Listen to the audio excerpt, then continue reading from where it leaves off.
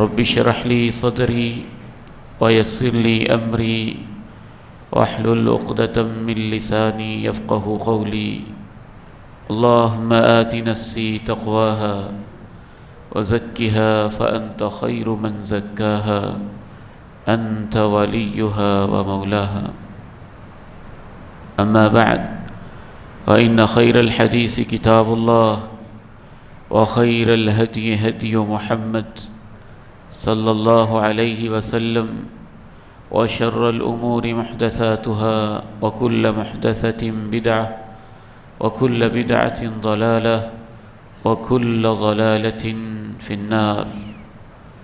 أعوذ بالله السميع العليم من الشيطان الرجيم من همزه ونفخه ونفثه. بسم الله الرحمن الرحيم. شهد الله أنه لا إله إلا هو والملائكة وأولو العلم قائما بالقسط لا إله إلا هو العزيز الحكيم.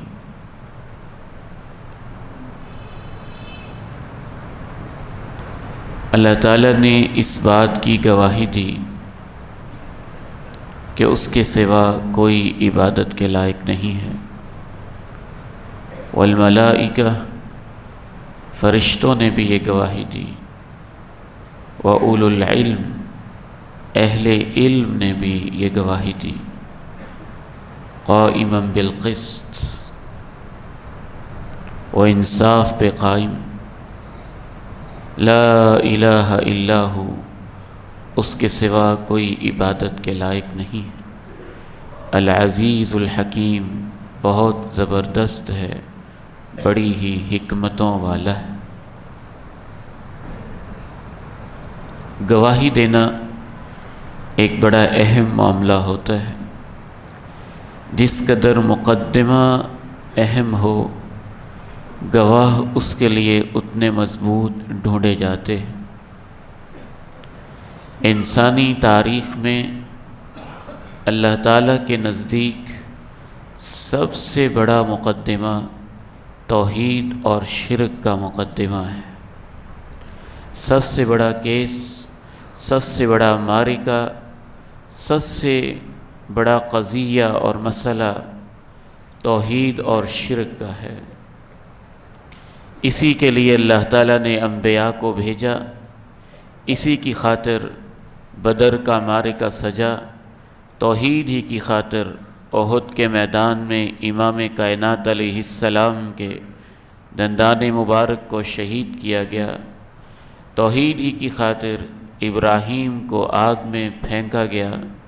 توحید ہی کی خاطر بڑے بڑے انبیاء کو وقت کے بادشاہوں نے، فرعونوں نے، ظالموں نے بڑی بڑی اذیتیں اور تکلیفیں پہنچائیں. توحید کے اس مقدمہ کو سمجھاتے ہوئے اللہ تعالیٰ نے قرآن مجید میں جو الفاظ استعمال کیے ہیں اللہ رب العزت نے، وہ بڑے قابل غور ہیں. اس پہ آپ نے میرے ساتھ مل کے غور کرنا ہے. شہید اللہ انہ لا الہ الا ہو والملائکۃ وأولو العلم قائما بالقسط لا الہ الا هو العزیز الحکیم.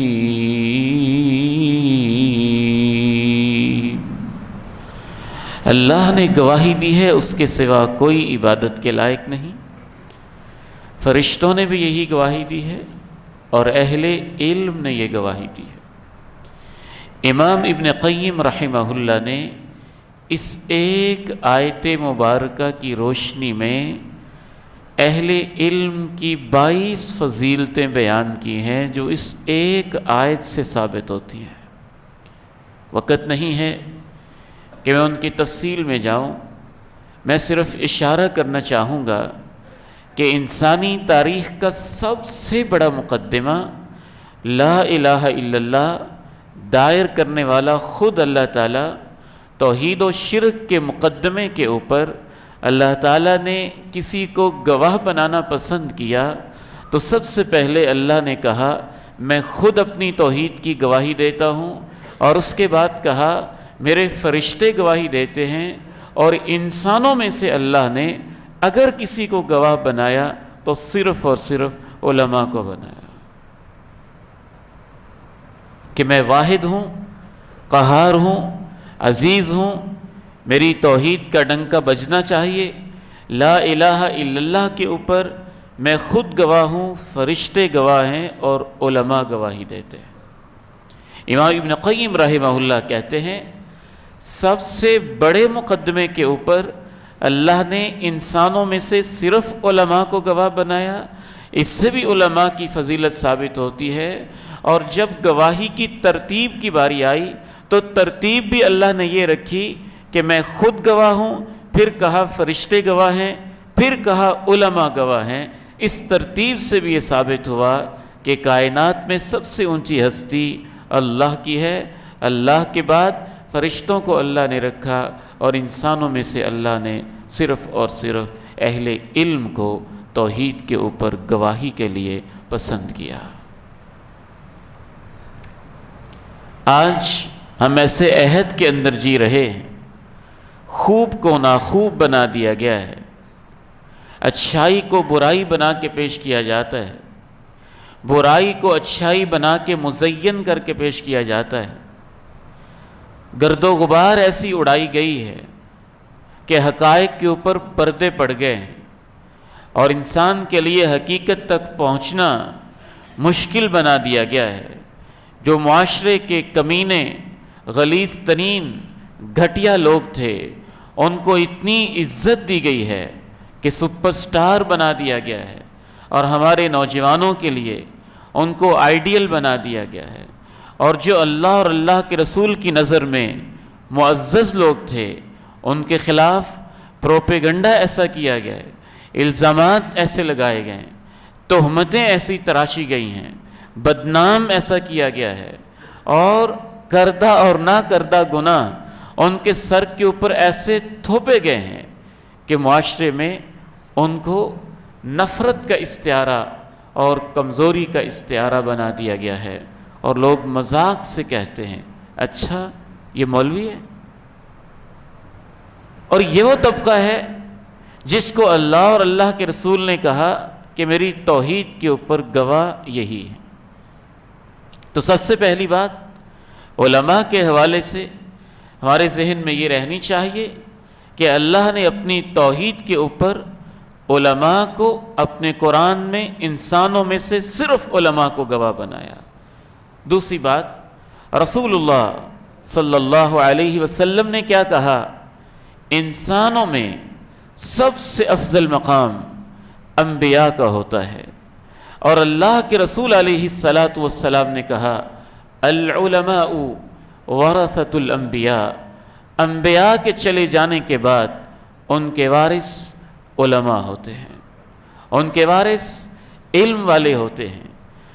اہل علم نے یہاں تک لکھا وہ علماء جو نیک ہوں، متقی ہوں، ربانی ہوں، پارسا ہوں، پرہیزگار ہوں، اپنے علم پہ عمل کرنے والے ہوں، ان کے پاس بیٹھنا ایسے ہی ہے جیسا کہ کوئی شخص انبیاء کی محفل میں بیٹھا ہوا ہو، کیونکہ دنیا میں انبیاء کے وارث صرف یہی ہیں، اور انبیاء کا جیسے کام تھا لوگوں کو اللہ سے جوڑنا، اللہ سے جوڑنے کا کام صرف علماء ہی کر رہے ہیں۔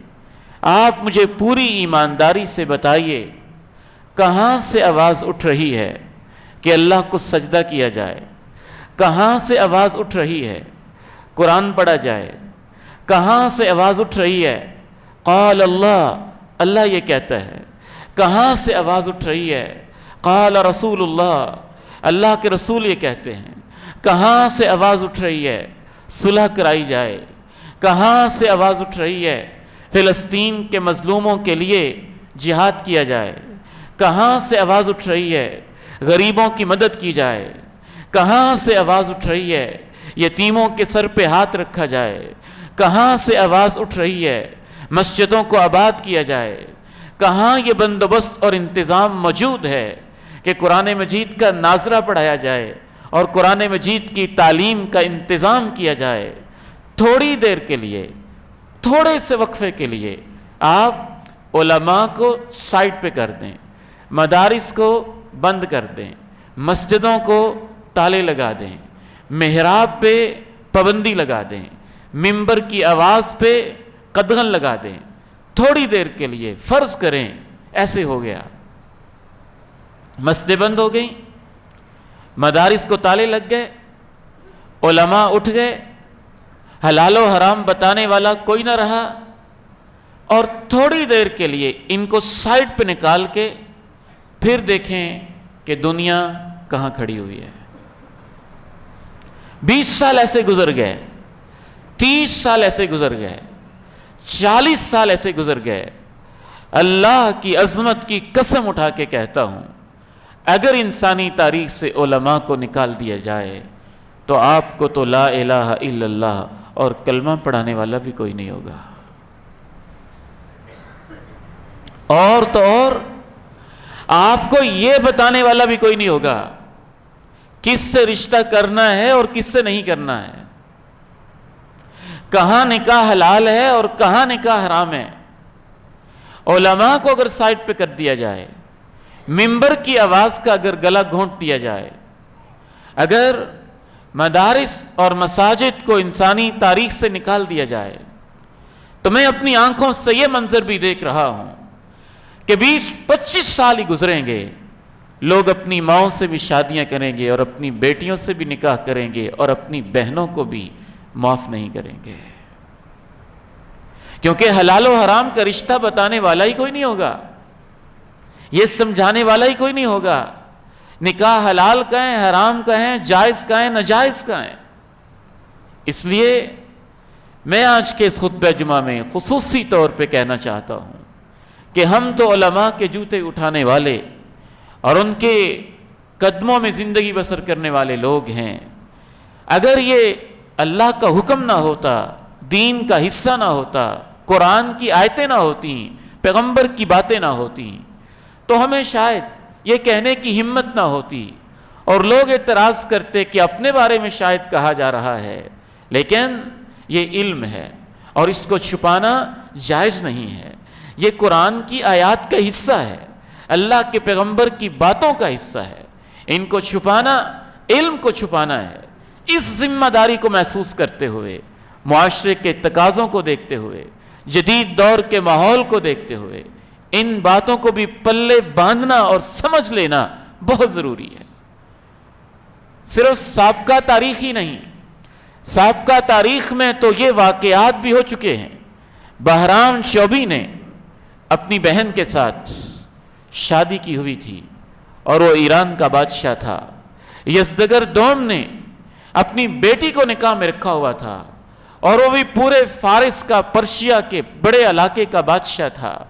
صرف اسی پہ بس نہیں، دنیا میں وہ لوگ بھی آئے جنہوں نے اپنی ہی بیٹیوں، بہنوں، ہر عورت کے ساتھ شادی کرنے کے لیے یہ فلسفہ گھڑا، جس طرح دھوپ کی ضرورت ہے اور اس پہ کسی کی اجارہ داری نہیں، جس طرح پیاسے کو پیاس لگے تو کہیں بھی پانی ملے تو پیاس بجھا سکتا ہے، بھوکے کو بھوک لگے تو جس باغ سے گزرے پھل توڑ کے کھا سکتا ہے۔ ایک سردی میں کوئی ٹھٹر رہا ہو اور اس کو تپش کی ضرورت ہو، جہاں بھی آگ نظر آئے تو اپنے ہاتھ اوپر رکھ سکتا ہے اور تپش لے سکتا ہے۔ اس ظالم نے تو یہاں تک بھی فلسفہ بکھیرا، ایسے ہی جنس کی بھوک ہوتی ہے، اور جب انسان کو یہ بھوک لگے تو اپنی بھوک جہاں سے چاہے مٹا سکتا ہے۔ صرف اسی پہ بس نہیں، ظالموں نے تو انسانوں کی عقل پہ اتنے پردے بھی ڈال دیے کہ جس طرح بھوکے کی بھوک مٹانا ثواب ہے، پیاسے کی پیاس بجھانا ثواب ہے، اسی طرح سے اگر کوئی عورت اپنے آپ کو پیش کرتی ہے، چاہے وہ کسی کی بیٹی ہے، کسی کی ماں ہے، کسی کی بہن ہے، کسی کی بیوی ہے، کسی مرد کے لیے، تو اس ظالم نے کہا کہ وہ ثواب کا کام کرتی ہے، وہ اس کی پیاس مٹاتی ہے۔ ان سارے گند کے آگے اگر بند باندھا ہے تو ممبر اور محراب نے باندھا ہے، قال اللہ نے باندھا ہے، قال الرسول نے باندھا ہے، حرمت علیکم امہاتکم کی آیت نے باندھا ہے، جس میں ایک ایک رشتے کو گن گن کے اللہ نے اپنے قرآن میں بتا دیا کہ یہ ایسے ہے اور یہ ایسے ہے۔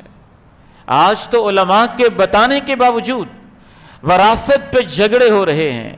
میں تو یہاں تک کہتا ہوں کہ دین کا علم اتنا ضروری ہے، اگر تھوڑی دیر کے لیے دین کے علم کو نکال دیا جائے، باپ کو کیا حصہ ملنا ہے، بیٹے کو کتنا ملنا ہے، بیٹی کو کتنا ملنا ہے، بیوی کو کتنا ملنا ہے، بیوی میت ہو تو خاوند کو کتنا ملنا ہے، پوری دنیا لڑتی مرتی رہے گی اور اس کا فیصلہ قیامت تک نہیں ہو پائے گا۔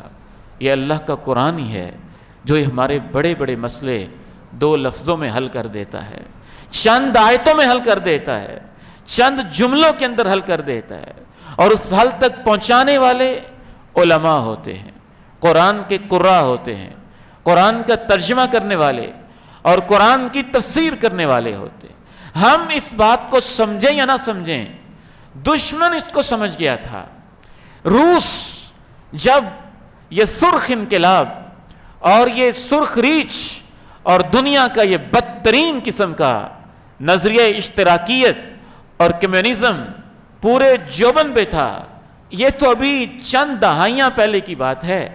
وہی روس جس سے ہم نے جنگ کی اور جس کے سائے پاکستان کے اوپر بھی منڈلا رہے تھے، اور وہ ہمارے اس ملک عزیز کے اوپر بھی حملہ کرنا چاہتا تھا، روس کے پاس جب اللہ نے اس کو دنیا کو عبرت کا ایک نشان بنانے کے لیے طاقتیں دیں اور وہ گھمنڈ میں آیا، تو روس کے ریڈیو سٹیشن سے یہ اعلان ہوا تھا باقاعدہ طور پہ کہ نکاح اور رشتہ یہ مولویوں نے ایجاد کیا تھا، مذہب نے اپنے مفاد کے لیے، جو عورت جہاں ہے، جو مرد جس آفس میں ہے، جیسے چاہے تعلق قائم کر سکتا ہے۔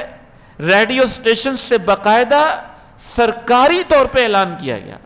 اعلان کے بعد پھر کیا ہوا، مرد کی ملازمت اگر ایک علاقے میں ہے تو اس کی بیوی کی ملازمت 200 کلومیٹر دور، بیوی کی ملازمت اگر یہاں پہ ہے تو اس کے شوہر کی ملازمت 400 کلومیٹر دور، تاکہ وہ حرام کاری کے اوپر مجبور ہو جائیں۔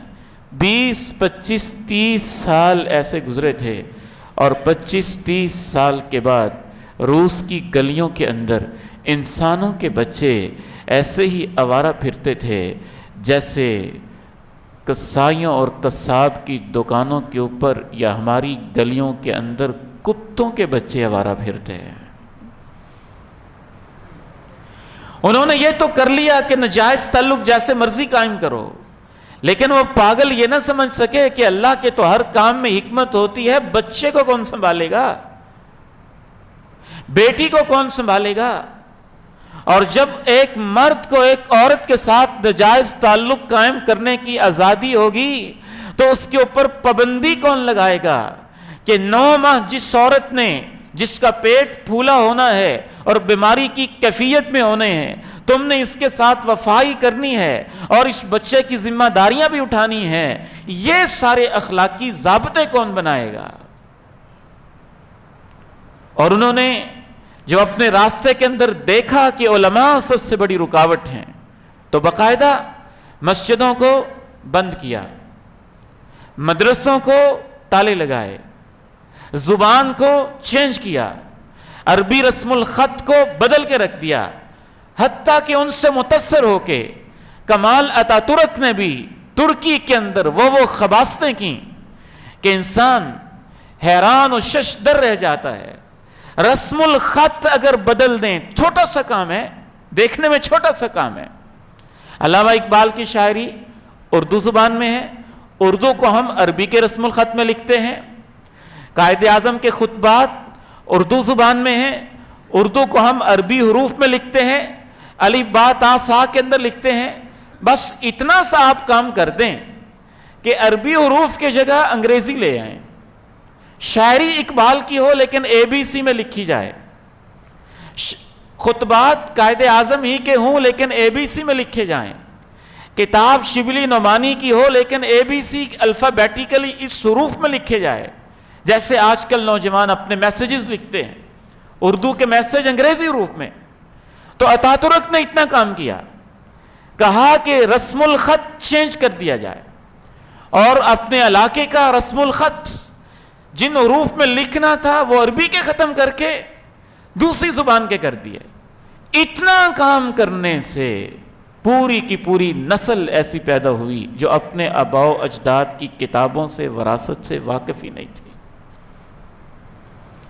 مسجدوں کو بند کر کے ان کو ٹریننگ سینٹر بنا دیا گیا، کہیں گھوڑوں کے استبل خانے بنا دیے گئے، مدرسوں کو تالے لگا دیے گئے، علماء کو جیلوں میں بھیج دیا گیا۔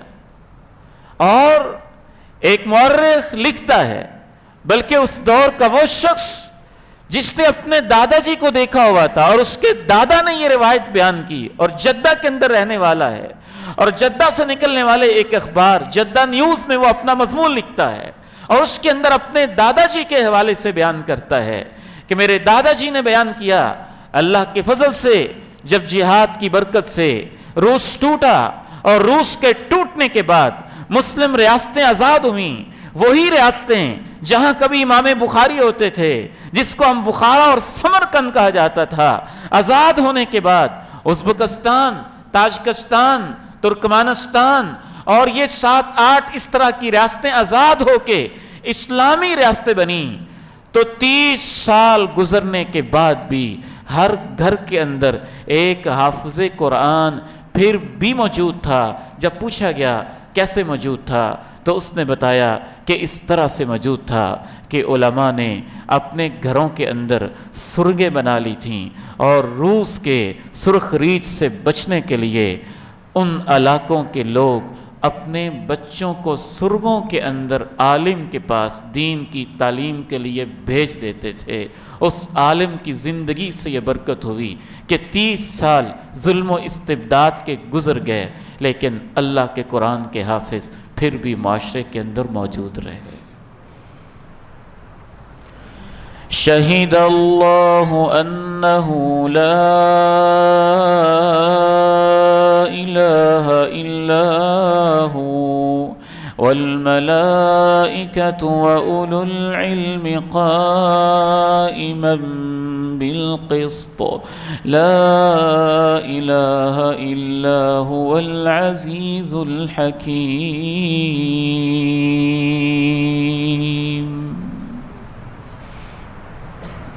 ہمیں اندازہ نہیں ہے کہ ان مدارس کے اندر اللہ نے کیا برکت رکھی ہوئی ہے۔ یا پوچھنا چاہتے ہیں کینیڈا کے مسلمانوں سے پوچھیں، امریکہ کے مسلمانوں سے پوچھیں، جاپان کے مسلمانوں سے پوچھیں، افریقہ کے مسلمانوں سے پوچھیں، پوری دنیا میں سب سے زیادہ اللہ کے فضل سے اگر حافظ قرآن جاتے ہیں تو پاکستان سے جاتے ہیں قرآن سنانے کے لیے، اور وہ ترستے ہیں ہمیں کو بھیج دیا جائے۔ صرف ہمارے شیخ محترم کا ایک ادارہ، لاہور کا چھوٹا سا ادارہ 5-7 مرلے کے اندر المدرسہ عالیہ کے نام سے، جہاں میں بھی کچھ دیر پڑھتا رہا، صرف اس ادارے سے، اس ایک ادارے اور ایک استاد محترم کے شاگردوں میں سے اس سال بھی 50 کے قریب طالب علم صرف مالدیپ کے اندر قرآن سنانے کے لیے گئے ہوئے تھے۔ جاپان میں ہمارے ایک عزیز ان کے جاننے والے تھے، انہوں نے کال کی کہ ہمیں جاپان میں حافظ قرآن کی بڑی ضرورت ہے، اور میرے پیارے بھتیجے شیخ زہیر المدنی حفظہ اللہ وہاں قرآن سنا کے آئے۔ کتنے ہی آپ کے راجوال کے پڑھے ہوئے بھی اس سال بچے UK میں قرآن مجید سنا کے آئے، بیرونی دنیا میں قرآن مجید سنا کے آئے۔ یہ خیر کے مراکز ہیں، اگر ان کو ختم کر دیا جائے تو آپ کے سکول لیول سے لے کے نرسری اور KG سے لے کے شعبہ اسلامیات کی PhD تک آپ چلے جائیں، 21 سال بچہ دنیاوی تعلیم کے اداروں میں لگا لے، اور 21 سال کے بعد مجھے آپ بتائیں کہ کیا آپ کے سسٹم میں ایسا کوئی طریقہ موجود ہے کہ اس کو ناظرہ قرآن آ جائے؟ ترجمے کی بات نہیں کر رہا، اوپر سے پڑھنا ہی آ جائے. کسی اسکول میں، کسی کالج میں، کسی یونیورسٹی میں سسٹم ایسا موجود ہے؟ میں تو ایسے لوگوں کو جانتا ہوں جو میرے کلاس فیلو تھے. کلاس فیلو تو کیا، ہمیں پڑھانے والے تھے اور مدارس کی دنیا سے نہیں گزرے تھے. تو وہ بڑے بڑے ڈاکٹر اور سکالر اور بیرون ملک سے پی ایچ ڈی کیے ہوئے لوگ جب قرآن کی آیت پڑھتے تھے غلط پڑھتے تھے. غلط استاد تھے، پروفیسر تھے. اب ہم نام نہیں لے رہے، لیکن ہمیں اندازہ ہو جاتا تھا کہ یہاں بھی غلط پڑھ رہے ہیں، یہاں بھی غلط پڑھ رہے ہیں، یہاں بھی غلط پڑھ رہے ہیں. حدیث ایک ٹکڑا بھی پڑھتے تو غلط پڑھیں گے. تو ان مدارس کو، مدارس کی دنیا کو، علماء کو معمولی نہ سمجھیے. آپ کا تو یہ حال ہے ان اداروں کا. گجرانوالہ کے ایک جسٹس ہیں، خود انہوں نے مجھے بتایا کہ ہماری ڈیوٹی لگی اسکولوں کے اندر چیک کرنا ہے کہ جب سے گورنمنٹ نے ترجمہ قرآن کو لازمی کیا ہے، پڑھایا جا رہا ہے یا نہیں پڑھایا جا رہا.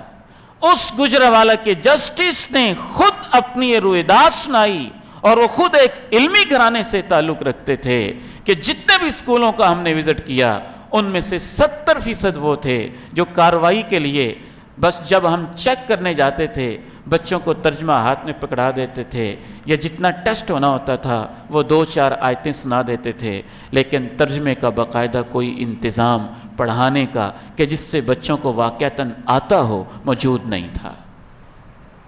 کیونکہ وہاں مقصد ڈگری ہے، وہاں مقصد نمبر لینا ہے، اور یہاں مقصد قرآن کو سیکھنا ہے. اور اسی کا نتیجہ ہے کہ اگر ایک اسکول، کالج، یونیورسٹی سے ایک بچہ 20 سال بھی لگا لے گا اور ہمارے پاس مدرسے کے اندر پڑھنے والے بچہ دوسری کلاس کو اس کے ساتھ کھڑا کر دیں، آپ کو پتہ چل جائے گا کہ قرآن کے علم میں یہ دوسری کلاس کا بچہ کہاں کھڑا ہوا ہے اور وہ BA پاس اور MA پاس بچہ کہاں کھڑا ہوا ہے. قرآن پڑھنے میں، اس کی تلاوت میں، اس کے ترجمے میں، اس کی تفسیر میں. آگے بڑھیے. پہلی بات میں نے عرض کی کہ اللہ نے توحید جیسے سب سے بڑے مقدمے کے اوپر علماء کو اپنا گواہ بنایا، اور انسانوں میں سے صرف علماء کو گواہ بنایا. اللہ کے پیارے نبی علیہ السلام کی جب نظر پڑی کہ میں نے اپنا وارث کس کو کہنا ہے، چھوٹی سی بات ہے یہ، پیغمبر وقت کا کہہ رہا ہو، امام کائنات کہہ رہے ہوں، جنہوں نے 7 آسمانوں کی سیر کی ہے، جن کو رب کریم نے جنت جہنم آنکھوں سے دکھایا ہے، اور جن کو اللہ نے کہا وَلَسَوْفَ يُعْطِيكَ رَبُّكَ فَتَرْضَىٰ، میں آپ کو اتنا دینا چاہتا ہوں کہ آپ خوش ہو جائیں گے. وہ جب جا رہے ہوں اور دیکھ رہے ہوں کہ میں نے اپنا وارث کس کو کہنا ہے اور میں نے اپنا نائب کس کو کہنا ہے، تو آپ مجھے ایمانداری سے بتائیں کہ اللہ کے پیغمبر نے اپنا وارث کس کو کہا ہے. کسی ڈاکٹر کو، کسی انجینئر کو، کسی حکمران کو، کسی تاجر کو، کسی عبادت گزار کو نہیں. کہا میرے وارث علماء ہیں، میرے وارث علماء ہیں.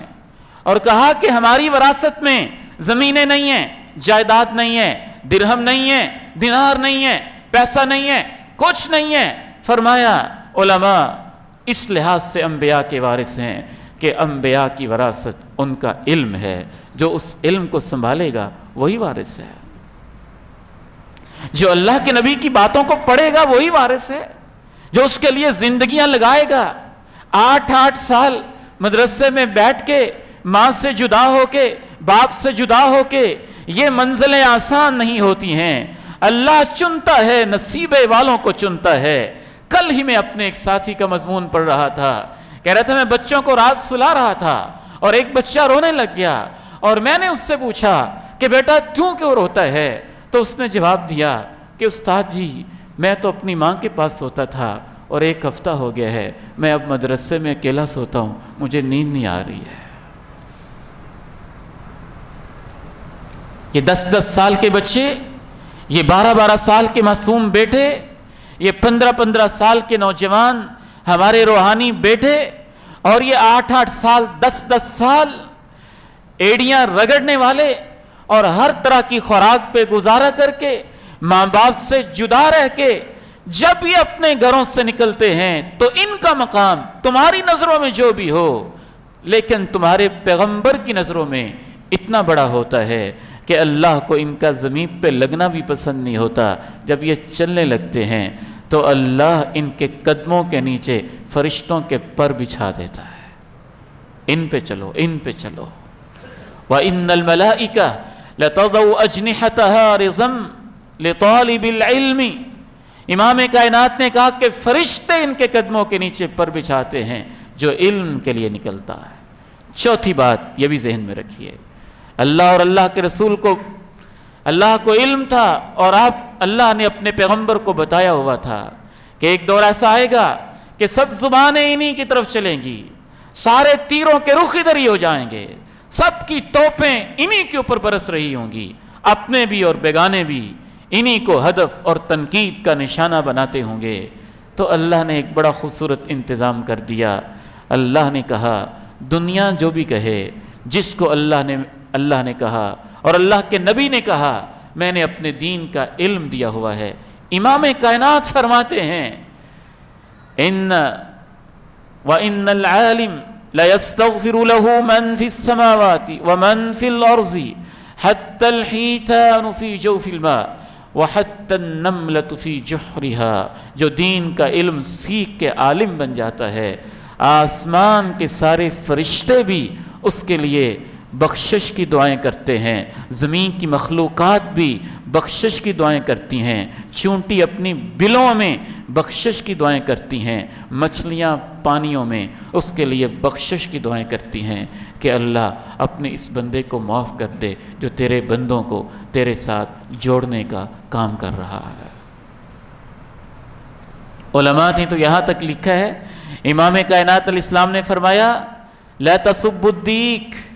مرغ جب سحری کے وقت بولتا ہے تو انسان بعض دفعہ اس کی نیند ڈسٹرب ہو جاتی ہے نا. بعض لوگ بڑے حساس ہوتے ہیں، ویسے تو پٹاخے بھی چھوڑتے رہیں اور شادی کے موقع پہ بزرگوں کی نیندیں حرام بھی کر دیں تو اس پہ ان کو کچھ نہیں ہوتا، لیکن اذان سے بڑی تکلیف ہوتی ہے. تو بعض لوگ بڑے حساس ہوتے ہیں، ان کو مرغ کی اذان سے بھی تکلیف ہو سکتی ہے کہ مرغ سونے نہیں دے رہا. تو امام کائنات علیہ السلام نے فرمایا سحری کے وقت جب مرغ اذان دیتا ہے تو اس کو گالی نہ دیا کرو، وہ تو اللہ کی یاد کے لیے جگا رہا ہوتا ہے. علماء نے اس حدیث کی شرح میں لکھا کہ مرغ بے زبان ہے، مرغ ایک جانور ہے، مرغ گند کھانے والا ہے، مرغ روڑی کی ہر چیز کھانے والا ہے، مرغ کے اندر بہت ساری کمزوریاں ہیں اور اس کی کوئی اتنی عزت اور شان نہیں ہے. لیکن اللہ کے نبی نے کہا کہ چونکہ وہ اذان کے لیے جگاتا ہے، اللہ کے ذکر کے لیے، تو اس کو گالیاں نہ دیا کرو. جب اللہ کے نبی کی نظر میں مرغ کی اتنی عزت ہے اس وقت جب وہ سحری کے وقت جگاتا ہے، تو وہ مؤذن جو سحری کے وقت اذان دیتا ہے اور وہ امام جو آپ کو نماز پڑھاتا ہے اور وہ شخص جو آپ کو جگاتا ہے اور اللہ کے دین کی باتیں سکھاتا ہے، کیا خیال ہے کہ اس کی عزت مرغ کے برابر بھی نہیں ہوگی؟ اس کی عزت ہی سب کے نزدیک گئی گزری ہوگی کہ اس کو جو چاہو باتیں کر لو. آخری بات عرض کر کے میں آپ سے اجازت چاہوں گا. دیکھیے ہم جانتے ہیں کہ اس راہ میں مشکلیں بھی ہیں، پریشانیاں بھی ہیں. جیسے ہر شعبے کے اندر کچھ لوگ اچھے ہوتے ہیں اور کچھ اس شعبے کو بدنام کرنے والے ہوتے ہیں. علماء کے طبقے میں وہ بھی ہیں جو واقعی علماء ربانی ہیں، انما یخشی اللہ من عبادہ العلماء، اور وہ بھی ہیں جو ممکن ہے کہ اپنے پیٹ کی خاطر مسائل بھی غلط بیان کرتے ہوں اور طرح طرح کے فساد کا بھی باعث بنتے ہوں. لیکن اس کا یہ مطلب نہیں ہوتا کہ چند لوگوں کی وجہ سے پورے طبقے کو بدنام کر دیا جائے. یہ عدل و انصاف نہیں ہوتا ہے. اگر چند ڈاکٹر ایک مریض کو غلط دوائی دے کے اس کی جان لے لیتے ہیں تو اس کا یہ مطلب نہیں ہوتا کہ پورے ڈاکٹرز کو ہی بدنام کر دیا جائے اور طب کے شعبے کو بدنام کر دیا جائے. اگر کوئی کسی ایک انجینئر کی غلطی سے مکان غلط بن گیا اور گر گیا تو اس کا یہ مطلب نہیں ہوتا کہ اس پورے شعبے کو بدنام کر دیا جائے. کسی ایک خاندان کے فرد نے غلطی کر لی تو اس کا یہ مطلب نہیں ہوتا کہ اس پوری برادری کو گالیاں دے دی جائیں, یا راجوال کے ایک شخص نے غلطی کر لی تو اس کا یہ مطلب نہیں ہوتا کہ پورے راجوال کو بدنام کر لیا جائے. تو بعین ہی اس طرح اگر چند علماء سے کوئی غلطیاں ہو بھی جائیں تو اس کا یہ مطلب نہیں ہوتا کہ علماء کے پورے طبقے کو گالیاں دی جائیں. آج کل دینی اداروں میں داخلے ابھی جاری ہیں. الحمدللہ آپ کے اس ادارے میں اللہ کا خاص فضل ہے. میں سمجھتا ہوں ہمارے اوپر اللہ کے بہت بڑے انعامات میں سے ایک بہت بڑا انعام یہ ہے کہ لوگوں کے دلوں میں اللہ نے اس ادارے کی محبت ڈالی ہے. مالی لحاظ سے بھی لوگ محبت کرتے ہیں, ویسے بھی لوگ محبت کرتے ہیں. میں سمجھتا ہوں دعاؤں کے لحاظ سے بھی محبت کرتے ہیں, پیار اور شفقت کے لحاظ سے بھی محبت کرتے ہیں.